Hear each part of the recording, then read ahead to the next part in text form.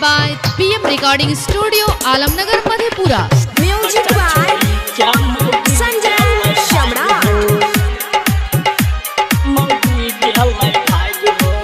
बड़ी जतन से हम कैलो पढ़ाई नहीं मिलल हमारा मन जोगलो गाई हमारा कपर में दिल के यज्ञा लगाई हो बच्चा छोड़ी के मौगी गेल भाग हो बच्चा छोड़ी के मौगी गेल भाग हो बड़ी जतन से हम कैलो पढ़ाई नहीं मिलल हमारा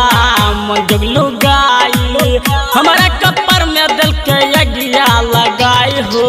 बच्चा छोड़ी क्या मौगी गेल भाग हो बच्चा छोड़ी क्या मौगी गेल भाग हो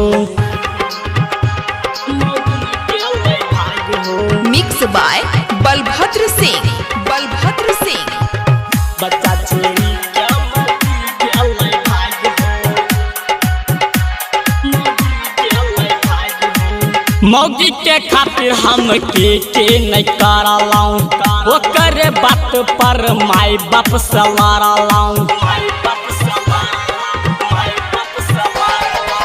मौगी के खातिर हम के नहीं करलाऊं वो करे बात पर माई बाप से लड़लाऊं फिर भी तो मौगी दे दिल के धोखा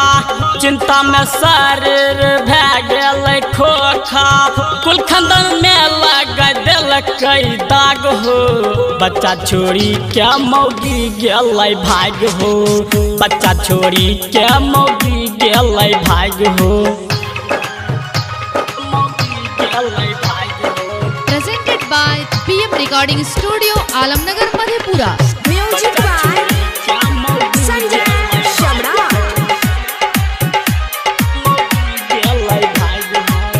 चार महीना से चल पंकज से चक्कर तब अक्षय से बोले कर चार महीना से चल पंकज से चक्कर तब अक्षय से बोले कर हमारा तो कखनू नहीं बढ़िया से नहीं सुत के बेरिया पेट पकड़ी के कौन सुतल लोग सुन के गेल जाग हो बच्चा छोड़ी के मौगी गेल भाग हो बच्चा छोड़ी के मौगी गेल भाग हो बड़ी जतन से हम कैलो पढ़ाई नहीं मिलल हमारा मन जोगलो गाई हमारा कपर में दिल के यज्ञा लगाई हो बच्चा छोड़ी के मौगी गेल भाग हो